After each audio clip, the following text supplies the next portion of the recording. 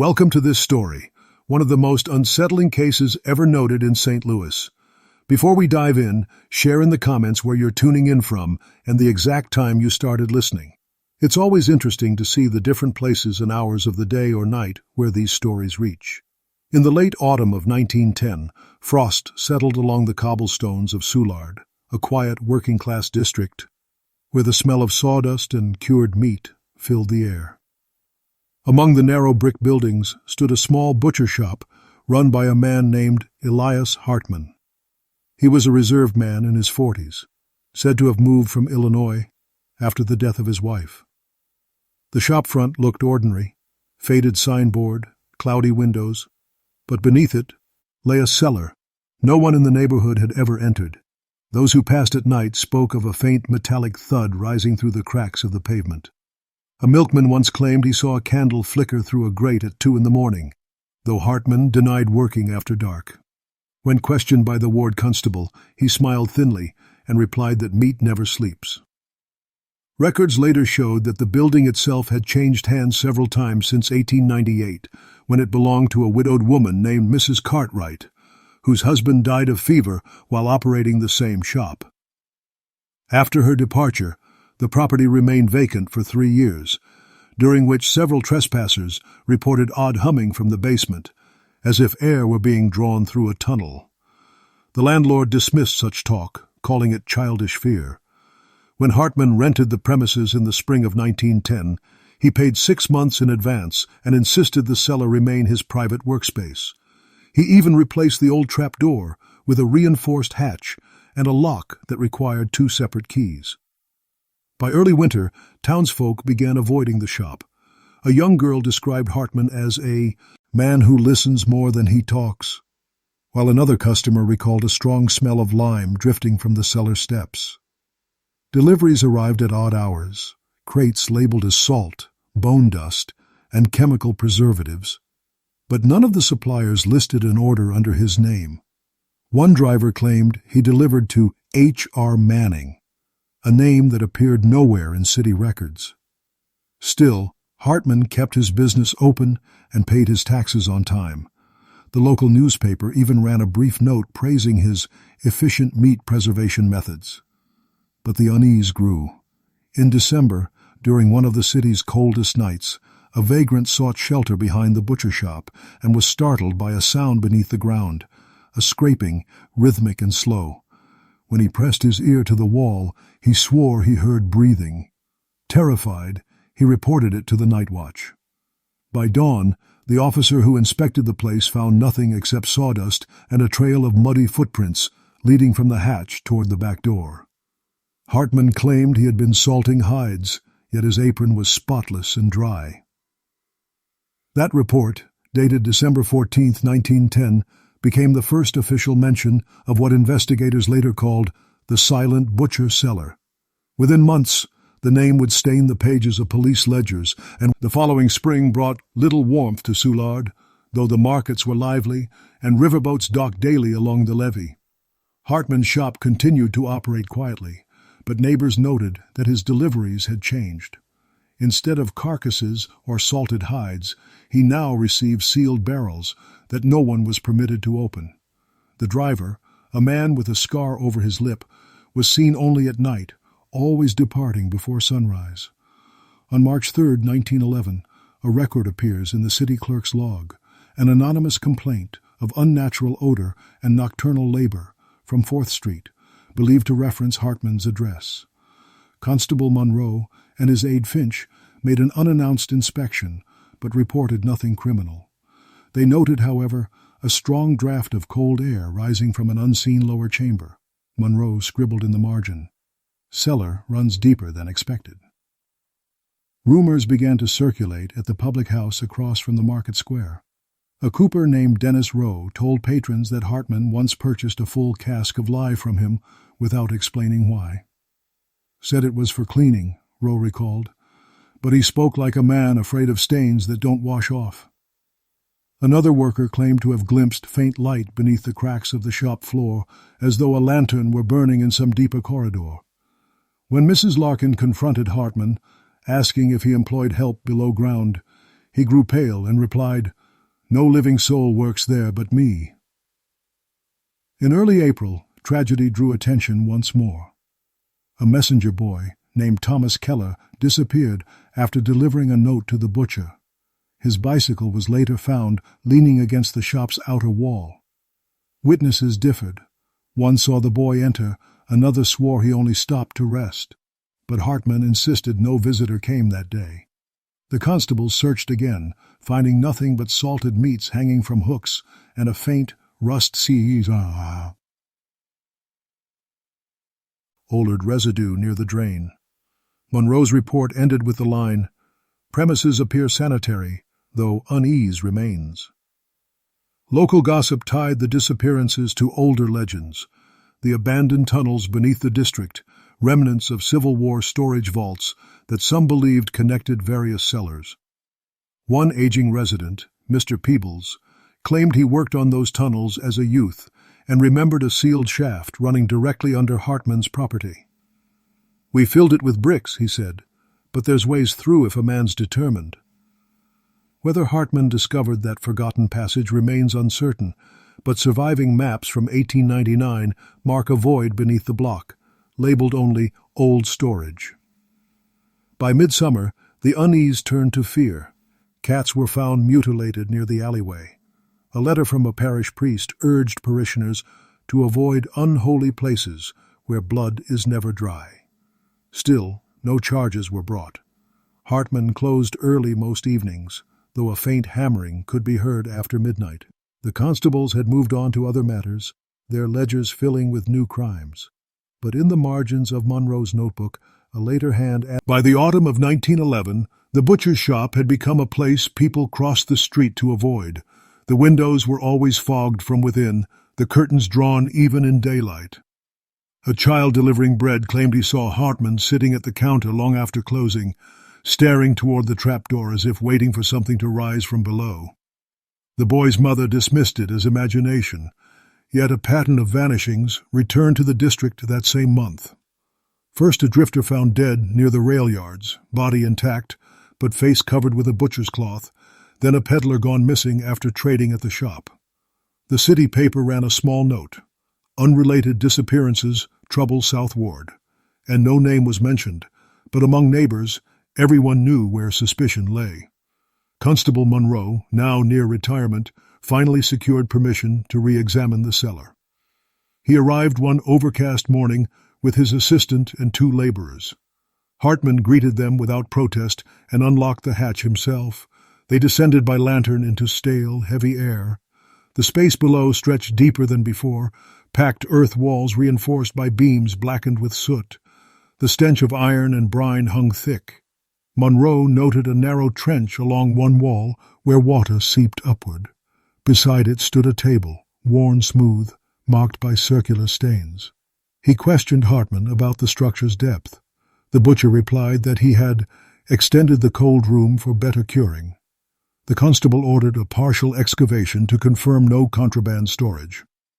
That afternoon the workers struck something solid, a section of laid brick forming what appeared to be a sealed doorway.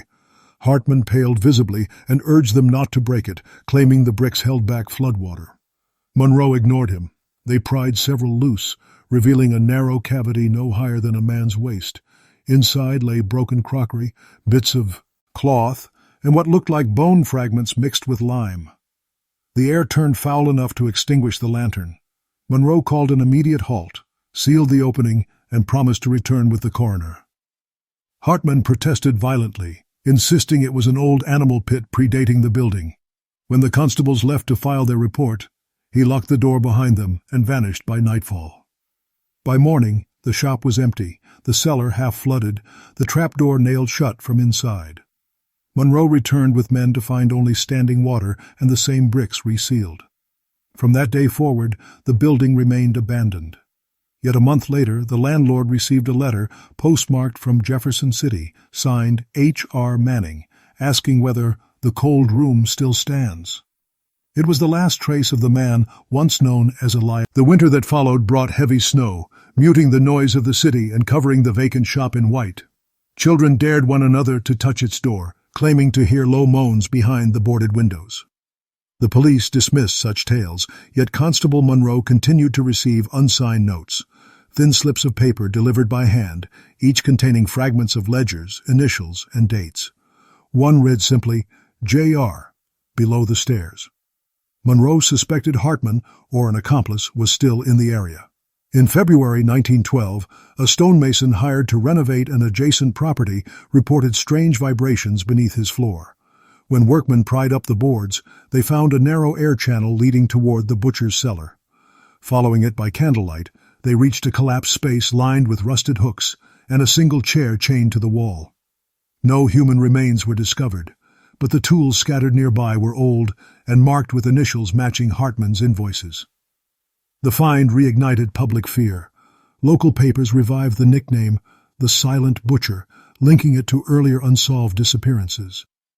The city council ordered the structure condemned, but before demolition, a medical examiner named Dr. Baines requested permission to inspect the cellar for forensic study.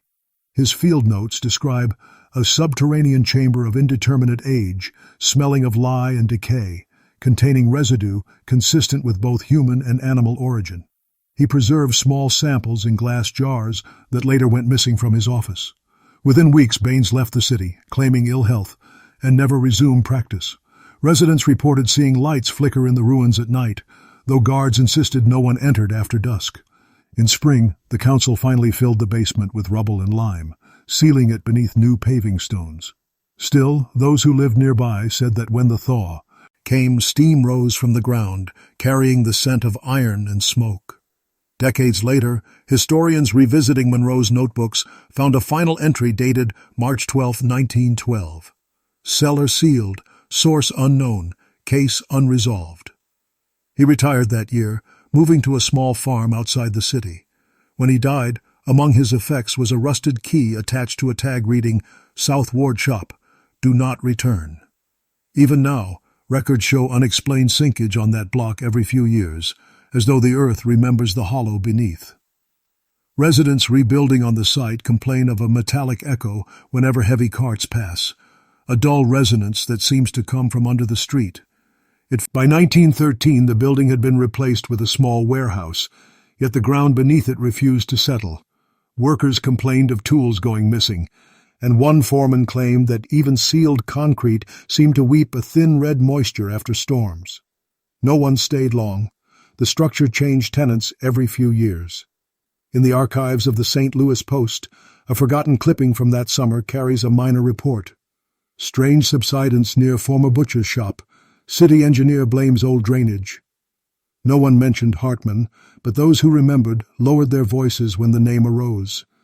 In the barrooms near Lafayette Square, Dockman whispered that he had been seen upriver, pale and ragged, working as a slaughter hand under another name. A farmer from Alton told of a wanderer who fit the description, a man who avoided daylight and paid always in coin darkened with grease. None of these accounts were verified, yet they kept the rumor alive. Within the police department, the Hartman file gathered dust until a young detective named Caldwell reopened it in 1915. His surviving memorandum outlines a theory that Hartman might have been involved with a network of underground suppliers trading in unregistered livestock and possibly bodies taken from medical graveyards. Caldwell cross-referenced receipts found in the seized ledger to merchants along the riverfront. Several matched shipments later linked to known criminal syndicates of the era. The connection was never proven, but his report concludes with a curious observation. These men call him the cleaner. They say he made things disappear. Shortly after filing that statement, Caldwell was reassigned, and the case closed again without explanation. Through the years, the legend merged with the broader folklore of the city. Old residents swore that on quiet nights, you could still hear the grind of a cleaver striking wood some way. Below the Market District. During the influenza outbreak of 1918, when morgues overflowed, a temporary storage hall was built near the same site, and nurses claimed the air there was colder than elsewhere, carrying a faint, rhythmic knock from under the floorboards. An inspector later wrote in his log, "Unexplained sound, possibly pipes." Yet he also noted that the room temperature dropped 5 degrees whenever the sound occurred. The following spring, when the hall was dismantled, Workers found beneath the planks an ancient iron hook, corroded but unmistakably of butcher's make. It was catalogued, then lost, one more artifact swallowed by time. The silent butcher had become less a man than a murmur in civic memory, a ghost sewn into the foundations of... In the decades that followed, the story of the silent butcher drifted from testimony into folklore. The city grew upward, new rail lines and factories crowding over the bones of the old market district, yet the memory persisted in the margins of forgotten ledgers and whispered recollections. When the Depression hit, scavengers stripped metal from abandoned buildings, including the warehouse built over Hartman's shop. One of them, a veteran named Clyde Mercer, later told a WPA interviewer that he found a trapdoor under the boards, rusted but intact. He pried it open expecting coal storage and saw instead a staircase descending into blackness, water reflecting his lantern like a mirror. The smell drove him back, a mix of burnt sugar and something wrong. His report never reached the newspapers, but a typescript of his interview survives in state archives. Another account came from a janitor working for the city records office in 1936, who claimed that late one night, while sorting boxes labeled Condemned Premises 1912, he heard a faint tapping from within a sealed crate. He opened it to find an old brass cleaver, handle polished smooth, its blade etched with initials he could not read. The janitor swore that when he placed it down, the tapping stopped. Officially, the file was reclassified as anecdotal material, yet it circulated quietly among archivists. During wartime blackouts in the 1940s, patrolmen assigned to the Soulard sector often reported unexplained noises echoing through storm drains, rhythmic like footsteps. One officer noted that the sound stopped whenever anyone called out. Urban engineers later admitted that the drains did follow the approximate course of the old tunnels marked on 19th century maps. Whether coincidence or not, by 1950 the ground was again subsiding. Each attempt to pour new foundations met with cracks by spring. Geologists blamed had unstable soil, but the older residents refused to build there. They said the cellar was breathing again. In 1958, a short-lived attempt was made to document the legend for a local historical society. The researcher, Miss Evelyn Dorr, compiled police notes, property deeds, and surviving testimonies into a single dossier titled The South Ward Cold Room. Her introduction concluded with the line, "There are crimes that dissolve into rumor because the earth itself keeps their memory." The file was last signed out in 1963 and has not resurfaced. Today, only fragments remain: Monroe's rusted key in a museum drawer, an unsigned photograph showing damp bricks, and the outline of a staircase leading upward into light. The rest, if it exists, lies beneath the streets of St. Louis in silence thicker than... By the early 1970s, Soulard had entered decline, its factories empty, the streets quieter than anyone remembered. Urban renewal promised new housing, yet the stretch once holding Hartman's cellar remained undeveloped, labeled on city plans as unstable foundation. Students from a local college anthropology program began collecting oral histories there, interviewing the few elderly residents who still recalled the butcher's name. One, Mrs. O'Donnell, then 92, described her father's memory of a man who kept the earth busy. She said her father worked for the constable in 1912 and had carried out boxes from the cellar, boxes he refused to open.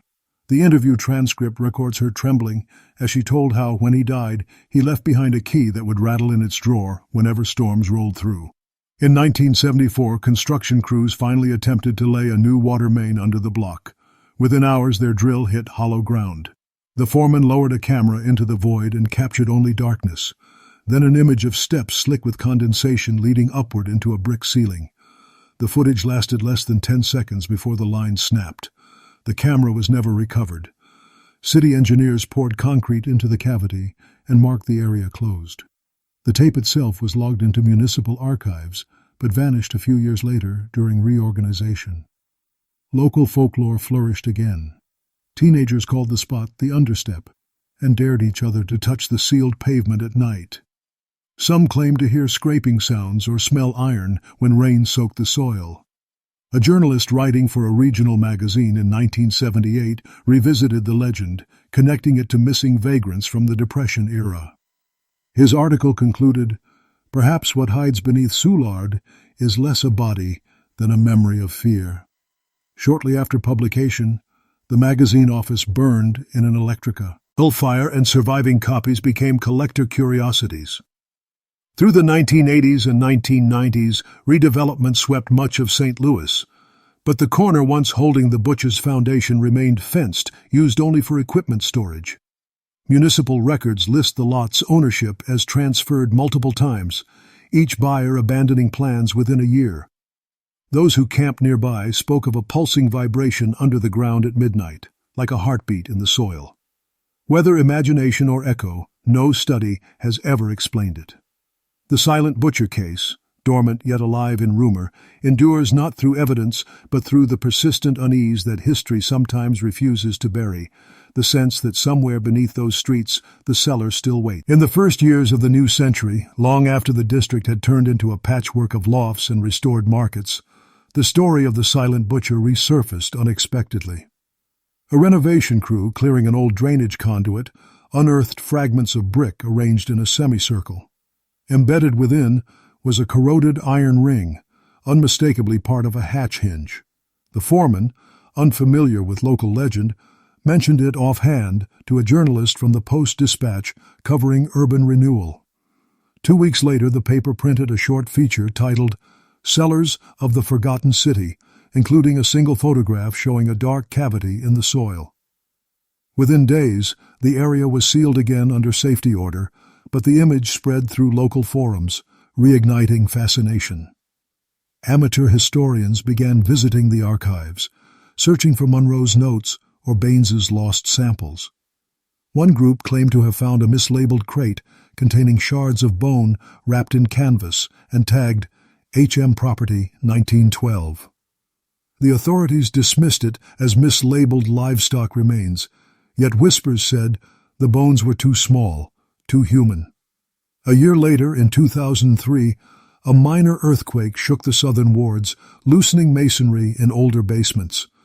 Residents near the former site reported hearing a low humming through the floors that lasted nearly an hour after the tremor. A geologist consulted by the city wrote that the frequency did not match normal aftershock vibrations. He added a line, perhaps in jest, "Possibly air escaping from old tunnels." The report was archived and never followed up. As redevelopment continued, artists and writers adopted the legend, blending it into urban folklore plays and ghost tours. Yet those who attempted detailed investigation often abandoned it, describing strange interference in audio recordings or photographs fogged only at that location. A historian named Paul Ledbetter Devo tied his 2007 thesis to the case, but withdrew before completion, writing privately that he felt the story resists conclusion, as if the records breathe. His supervisor dismissed it as exhaustion. Still, the incomplete manuscript circulates among enthusiasts, notable for one description drawn from his notes. "When I stood at the site, there was a rhythm underfoot, slow as a heartbeat, measured as a clock." No one could verify it, yet the phrasing felt familiar, echoing testimonies written nearly a century earlier. So the legend lived on, shifting from rumor to research to quiet superstition, proof that some histories... By 2010, the once blighted block had transformed into a mix of cafes, apartments, and antique shops. Few newcomers knew anything about the Butcher's Cellar, though the oldest residents still avoided parking directly above the section once marked unstable. During foundation maintenance that spring, a contractor named Lewis Grant reported a narrow sinkhole forming beside his truck. When crews widened it to inspect, they uncovered a cavity barely large enough for a man to crawl through. Inside, glints of metal reflected the flashlight, rusted hooks, lengths of chain, and a portion of wall where lime clung to brick like frost. Grant, uneasy, photographed the find and turned the images over to city engineers. Within days, the hole was filled, but one photograph leaked online, sparking renewed interest among true crime enthusiasts. Some claimed to spot faint writing on the wall in the picture, 3 letters blurred by corrosion, possibly HMN. Others argued it was coincidence. Regardless, the area was cordoned off, and soon construction continued as if nothing had occurred. Yet local shop owners began reporting subtle disturbances, tools shifting overnight, cold drafts rising from sealed drains, and a persistent smell of brine after rain. One tenant, living above what had been the old alley, described hearing a slow creak, like someone climbing unseen stairs. The story spread quickly across forums dedicated to urban mysteries, blending half-truths and speculation. Amateur investigators mapped historical blueprints, tracing the likely outline of Hartman's basement beneath modern buildings. When they overlaid the map with recent construction photos, the alignment matched almost perfectly. That discovery renewed the legend's life, and within months, documentaries and podcasts revisited the tale, presenting Hartman not as a murderer, but as a reflection of industrial-era anxieties. The fear of decay beneath prosperity. A local professor of history noted that urban expansion often hides its own ghosts. Cities grow by layering their sins. Still, beyond theory and metaphor, the unease persisted. Late in 2012, security footage from a nearby storage facility recorded flickering lights along the ground level where no bulbs existed. When technicians reviewed it frame by frame, a silhouette appeared briefly near the pavement, indistinct, stooped, holding what might have been a lantern. The timestamp corresponded almost exactly to the date, a century earlier, when Constable Monroe first recorded his descent into the cellar. Authorities dismissed the footage as artifacting, but within weeks, the building's tenants reported faint knocking beneath their floors. Whether mechanical resonance or something older, no explanation satisfied them. The silent butcher had crossed from record to echo. In the quiet hours before dawn, when the streets of Soulard stand empty and mist clings low over the cobblestones, locals say you can still sense it, the strange pull beneath the pavement, a heaviness that feels like someone watching from below. By 2015, developers proposed new drainage lines through the district, planning to modernize the aging network. Survey teams brought ground-penetrating radar and began scanning beneath the old foundations. Their report, later buried in municipal filings, mentioned an anomalous chamber approximately 20 feet below surface level, perfectly rectangular, aligned with the long-demolished butcher shop. When one technician lowered a microphone for acoustic mapping, it captured a faint rhythmic sound, not movement, but a pattern, steady as breathing. The equipment malfunctioned moments later, and no clear data was retrieved. The crew leader filed a single note in his summary: subsurface resonance unexplained. Nothing further was investigated. Still, word leaked to local enthusiasts who compared this pattern to the vibration noted by Monroe's successors a century earlier. The coincidence was too precise to ignore. In the months that followed, construction halted due to repeated flooding. Water pumped from the trenches came up tinted faintly pink, though tests showed no contamination. One worker claimed he found fragments of tile that resembled a staircase, each step etched smooth as though by years of wear. City officials quietly replaced the entire section of pipe with concrete, sealing the hollow beneath once more. The event reached the newspapers only as a minor note about cost overruns, yet residents nearby began noticing subtle changes: drains gurgling at odd hours, air thick with a metallic tang, and the unsettling sense that the ground itself was shifting slightly in the night. A cafe owner who lived above the site described hearing muffled knocks beneath the floorboards after closing. He dismissed it as plumbing, until one evening the sound aligned perfectly with the ticking of his wall clock, as though echoing it from under the tiles. He left the building within a week. When asked later why, he simply said, "It was too quiet between the sounds." Today, the area looks ordinary. Fresh pavement, street lamps, benches, but the city's maintenance logs show a pattern of recurring subsidence every few years, always localized to that one corner. And though engineers speak of groundwater or soil compression, those who have heard the noises call it something else: the breath of a buried room, a memory. By 2018, the legend had seeped into the city's cultural fabric. A small independent film company announced a documentary dramatizing the events of 1910, mixing reenactments with interviews from local historians. They received permission to film near the block that once held the original shop. During shooting, a sound technician noted faint interference on his recordings whenever the microphone faced the ground, a low pulse repeating every few seconds. Thinking it mechanical, they relocated their equipment, Yet the pattern persisted. When they analyzed the waveform later, it resembled the rhythmic knocking described in early police notes. The director dismissed it as coincidence, but during post-production, the studio's editing room suffered an unexplained power failure. The footage corrupted, leaving only a few seconds intact. The actor portraying Hartman standing at a stairwell mock-up while dust falls from above. That short fragment circulated online, gaining a reputation for being cursed, though experts insist it was simply damaged film stock. Still, visitors began leaving offerings, coins, candles, meat bones at the corner of Lafayette and 4th, where old maps placed the cellar entrance. The city eventually removed them, calling it vandalism. A local paper wrote an editorial arguing that St. Louis was haunted not by ghosts, but by its own neglect of forgotten crimes. Soon after, an architecture student researching historic foundations found in a university drawer a small sample jar labeled Cellar, 1912, Dr. Baines. Inside floated a cloudy liquid and a fragment of pale material. Tests dated it as animal origin, but trace elements suggested human collagen.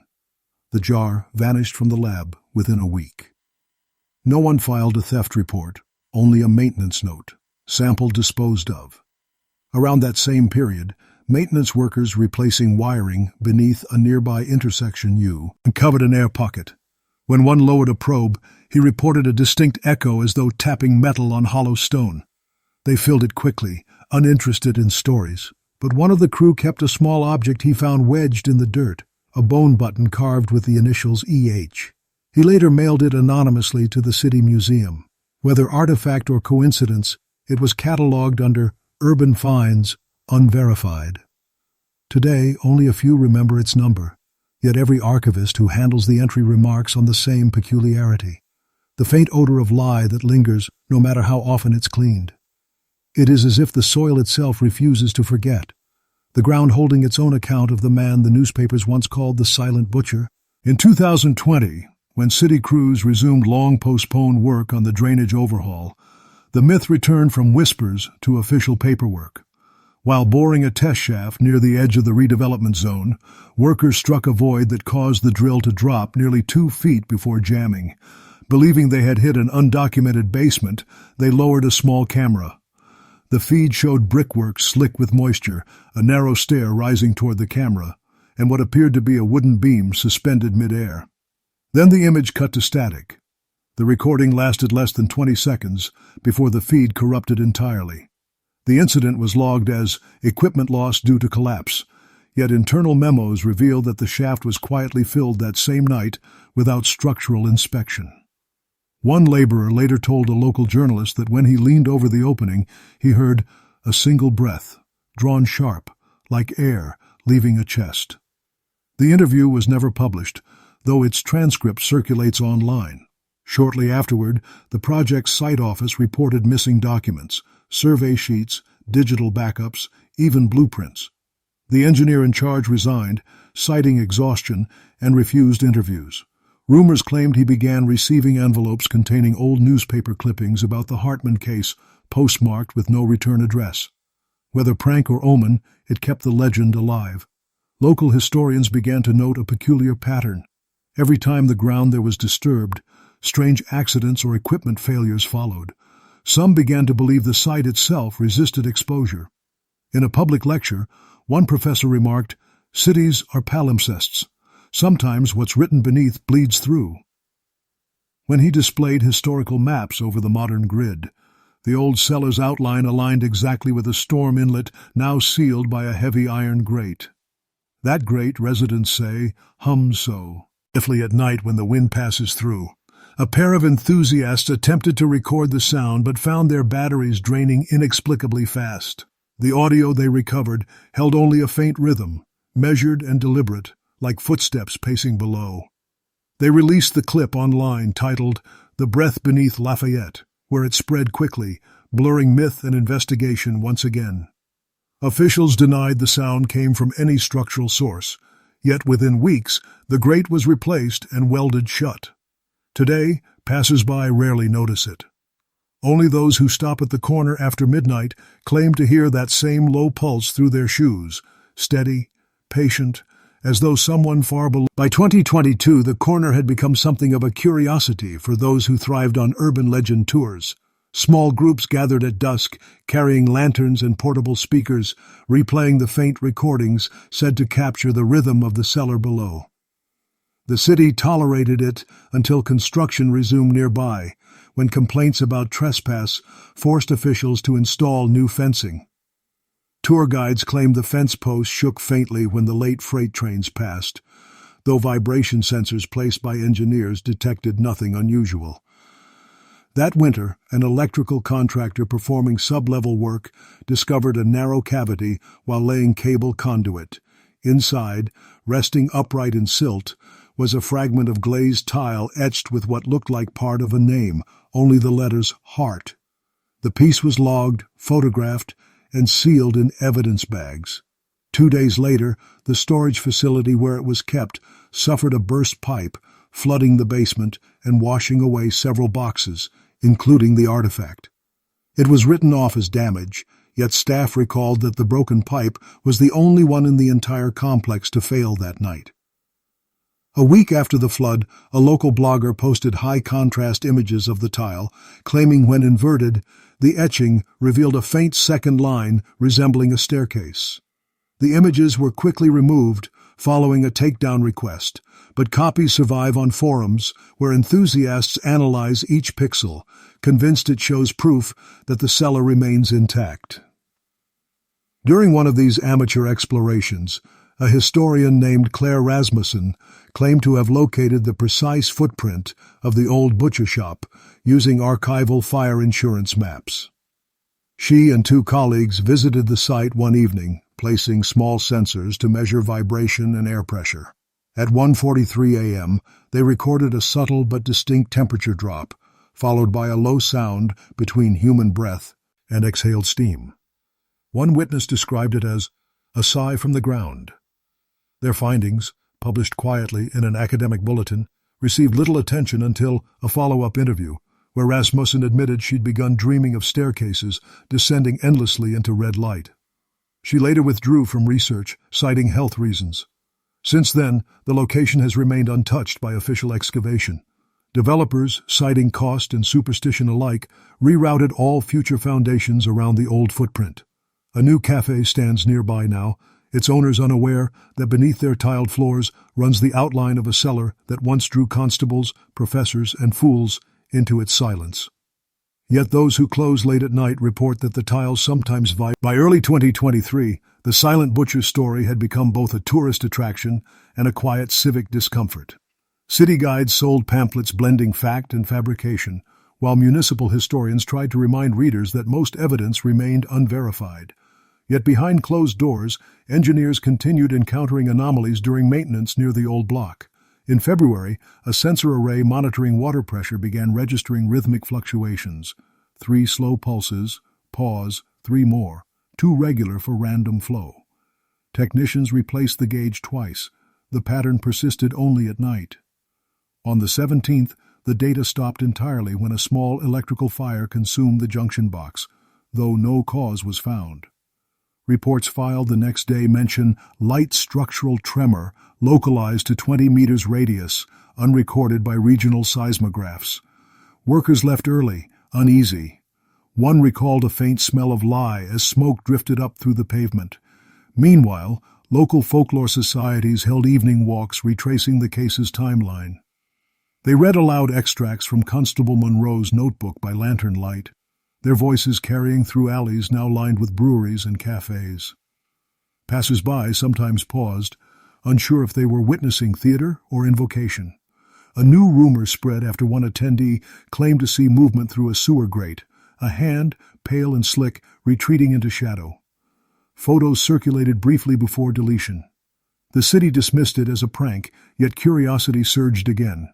Archivists reviewing digitized maps found an older layer, predating known surveys. It showed a tunnel extending northward from the butcher's lot toward the river, annotated with the initials EH. Some speculated Hartman may have used it for disposal or escape, but excavations to confirm were denied. That summer, when a storm flooded the district, maintenance crews found one in Ipoh, and whole cover displaced from beneath rather than above. Inside the opening, they discovered a wooden slat floating amid debris, carved with a single groove pattern identical to steps. The slat was retained as evidence, but later misplaced during cleanup. Residents who heard the story began avoiding that stretch after dark, claiming the air smelled faintly of salt and something older, like preserved flesh.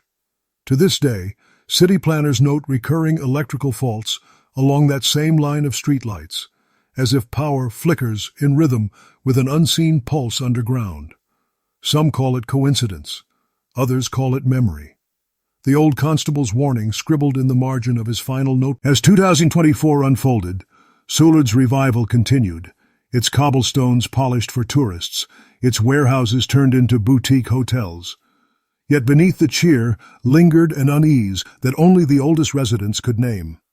On a muggy July evening, a maintenance worker named Hugo Lane was assigned to replace damaged cabling under the intersection nearest the old butcher's lot. Around midnight, he radioed his foreman, saying he had reached an older foundation wall not on the map. Moments later, the signal cut off.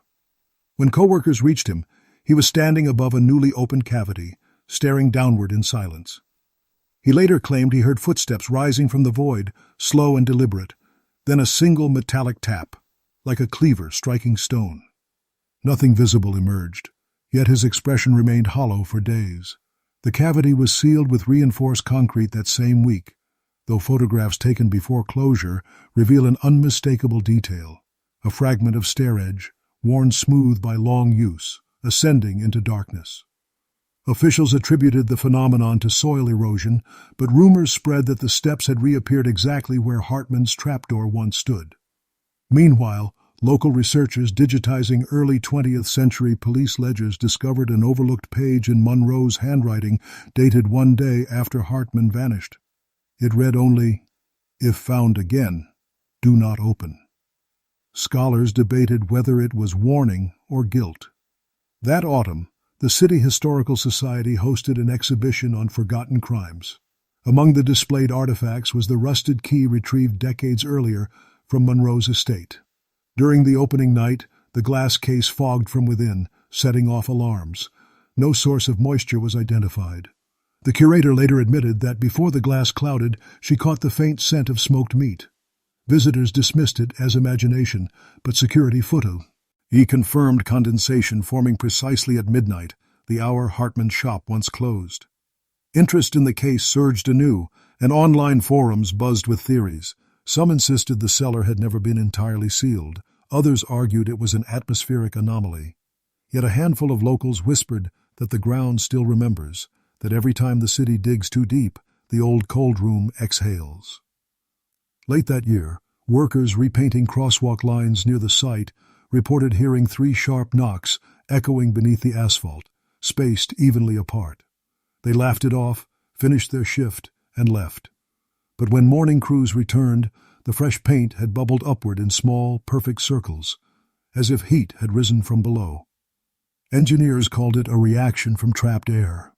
Those who knew the story called it something else entirely. By early 2025, the city of St. Louis regarded the corner where Hartman's shop once stood as little more than a line item on a municipal maintenance map. Subsurface anomaly, stable. But for locals, the legend had settled into a quiet superstition, the kind spoken in lowered voices after closing hours. Taxi drivers refused to idle there. Delivery riders crossed the street before slowing. The cafe above the supposed cellar changed owners twice that year, each citing plumbing issues that never quite matched inspection reports.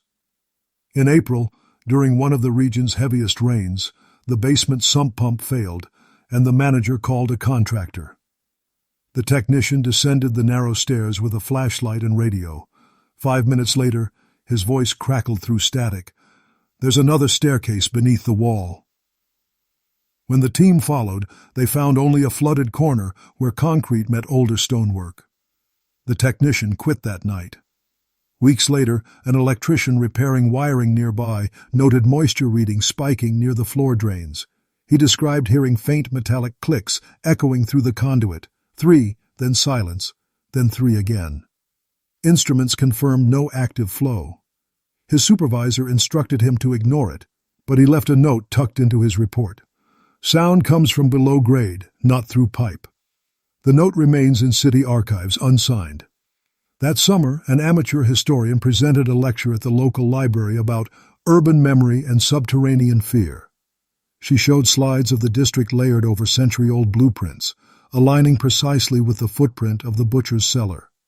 During the QA, the projector froze on an image of the old staircase photograph. Witnesses said the picture flickered once, revealing, if only for a second, a faint outline of a man standing at the top step, looking upward. The crowd gasped. The historian dismissed edit as reflection. Yet when staff later reviewed the footage, the figure did not appear in the video, only in the original projection bulb's reflection against the wall. The file remains in storage, labeled Optical Anomaly. These fragments, scattered yet persistent, carry the weight of something unfinished. Beneath polished streets and cafe chatter, the heartbeat of the old cellar seems to wait, patient, rhythmic, timeless. Some nights when thunder rolls along the river and the air grows heavy with the scent of rain and iron, those who walk that block swear they feel a pulse through the soles of their shoes, a slow, deliberate rhythm that matches the distant tolling of midnight bells. The sound lasts only seconds, fading like breath drawn back into the ground, leaving behind. The following autumn brought with it an unexpected discovery. During a citywide upgrade of underground fiber lines, a subcontractor's drill struck what appeared to be an air pocket directly beneath the cafe, now standing on the old Hartman lot. The drill jammed, and when workers retracted it, the bit came up coated in a fine white dust with a sharp alkaline odor. Testing identified it as lime, mixed with traces of animal calcium. The team was instructed to halt work pending review, yet that night, security cameras caught brief movement near the barricaded section, shadows flickering under the lamplight, though no one was present. By morning, the lime had hardened into a crust, sealing the hole. The project continued elsewhere, the event noted only as chemical reaction. Around the same time, the cafe's new owner began keeping a journal to document what she described as plumbing noises that sound like breathing. She wrote of rhythmic creaks in the floorboards after closing, of cutlery shifting slightly on its own, and of cold drafts rising through sealed vents. Her final entry ends mid-sentence. "It's under the," followed by an ink blot and torn paper. The building changed hands again within months, its new tenants unaware of the entries stored in the city's forgotten archives. That winter, a heavy freeze caused several water mains in the area to rupture. One burst directly under the intersection of Lafayette and 4th, sending muddy water surging from manholes. As emergency crews arrived, witnesses swore the escaping steam carried a strange scent: salt, smoke, and something faintly sweet. No source could be determined. Photos taken during cleanup show a single rectangular imprint left in the mud, the shape of a trapdoor hinge. When analyzed, the scale matched measurements from Monroe's century-old inspection notes. City officials called it coincidence of pattern eros, ion, but the rumor spread quickly through digital channels. Late-night visitors began filming short videos, hoping to capture proof of the so-called breathing ground. Most footage showed only wind and passing headlights, yet one clip recorded at 2:11 a.m. contained a clear sequence of sounds: 3 knocks, a pause, 3 more, followed by a faint exhalation. Audio experts said it was interference from vehicles on nearby cobblestones. Still, those who have listened closely claim the rhythm does not match any engine, that it sounds instead like someone striking wood from below, counting time between every beat. To this day, the city denies any anomaly. But the pavement there feels. The year drew to a close in a haze of routine work orders and minor maintenance requests. Yet beneath the surface of St. Louis, something seemed to stir once more. In late December, during a quiet snowstorm, municipal workers responding to an electrical fault near the old Hartman site uncovered a small fissure in the pavement. The air rising from it was warm, despite the freezing night. They patched it quickly, but one worker lingered, claiming he heard a low murmur from below, not words, only the sound of movement, a faint dragging like fabric over stone. He told no one until weeks later, when he dreamed of a staircase slick with condensation and awoke to find dust on his boots, smelling faintly of brine. Around the same time, archivists digitizing remaining police ledgers discovered an unmarked envelope hidden in the back of Monroe's 1912 notebook. Inside was a single photograph, a man standing in a narrow corridor, head slightly bowed, face lost in shadow. The print's surface bore fine scratches resembling descending steps. Forensic analysis placed the paper stock to around 1910, consistent with the era. No explanation for its presence has ever been given. When archivists scanned the image, faint streaks appeared across the digital copy, forming what some claim resembles handwriting, a single word repeated twice: below. The file was deleted from public access shortly after, officially due to corruption.